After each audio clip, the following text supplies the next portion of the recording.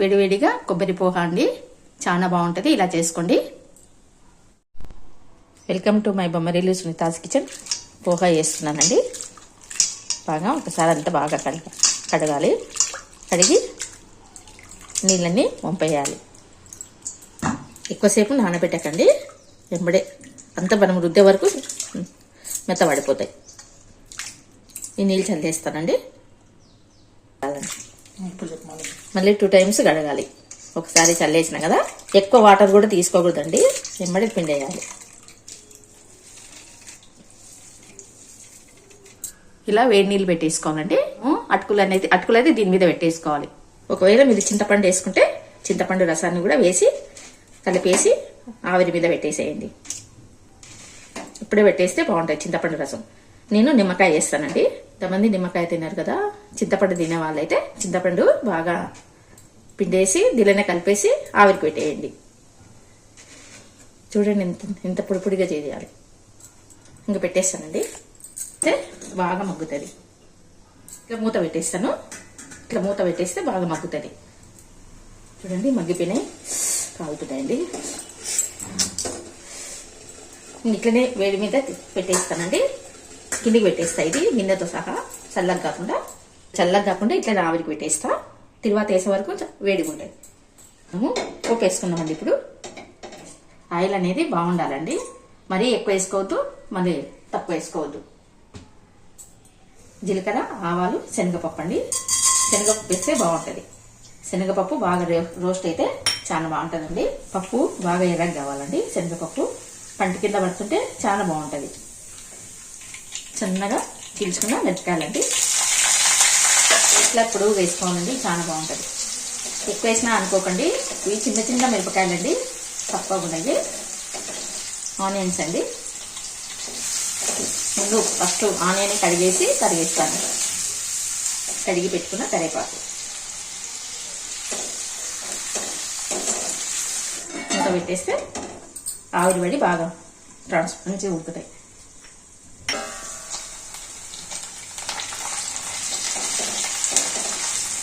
నేను బాగా ఉడికిపోయానండి.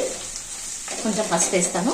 ఉప్పు ఆల్రెడీ మనం అటుకుల్లో కలిపేసినాం కదా, కొంచెం పసుపు కూడా నూనె మగ్గితే కొంచెం దానిలో వేసి, కొంచెం అటుకుల్లో వేసిన, కొంచెం ఆయిల్ వేసిన.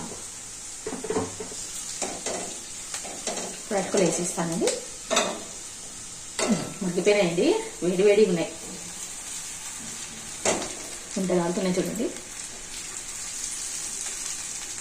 ఎక్కువసేపు మగ్గియాల్సిన అవసరం ఉండదండి. ఇట్లా మనం ఆవిరి పెట్టేసుకుంటే బాగా కలుపుకోవాలి.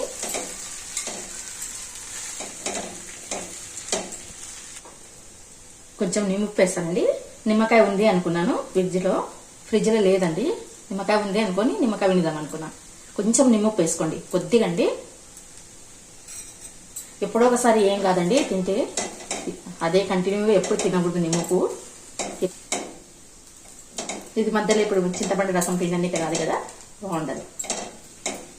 అంటే ఆమ్చూర్ పౌడర్ కూడా వేసుకోవచ్చు. పచ్చి కొబ్బరి మిక్సీ పట్టుకొని వేసుకోవాలండి. అసలేంది కొబ్బరి అండి. దీనికి వేసి అంత కలిపేసుకోవాలి. కొబ్బరి పోహా అండి ఇది. చివర్లో వేసుకోవాలండి. కొబ్బరి మాత్రం ముందే వేసుకోకూడదు. టేస్ట్ అనేది పైన వేసుకుంటేనే బాగుంటుంది. పైన వేసుకొని కలిపితే చాలా బాగుంటుంది. ముందే వేస్తే దాని టేస్ట్ పోతుంది కొబ్బరి. చివరిగా కొత్తిమీర అండి. కొత్తిమీర వేసి కలపాలి. అయిపోయిందండి, మగ్గిపోయినాయి. ఎంత పొడి పొడిగా అయినాయి చూడండి. కొబ్బరి వేసుకోండి, చాలా బాగుంటుందండి. ఇది కొబ్బరి పోహా అంటారండి. అందుకే నేను అటుకులు అనేది ఆవిరికి పెట్టినాను. ఇట్లా చేసుకోండి, చాలా బాగుంటాయండి టేస్ట్. కొబ్బరి పోహా రెడీ. పావురం వచ్చిందండి, పావురం ఎదురు చూస్తుంది. అయిపోయిందండి, సర్వ్ చేస్తానండి. వేడి వేడి కొబ్బరి పోహా అండి. ఎంతో రుచికరమైన మంచి టిఫిన్ అండి కొబ్బరి poha.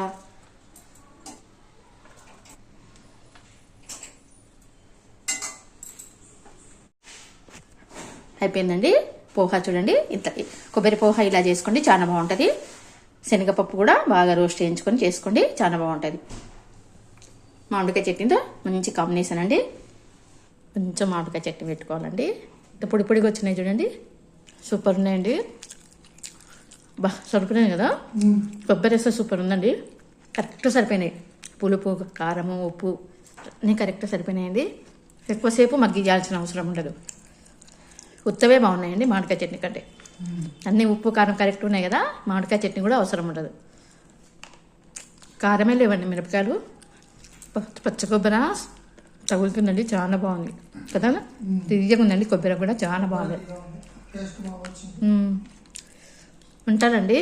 Thank you for watching. Like, share, subscribe. మీరు కూడా ఇలా ట్రై చేయండి.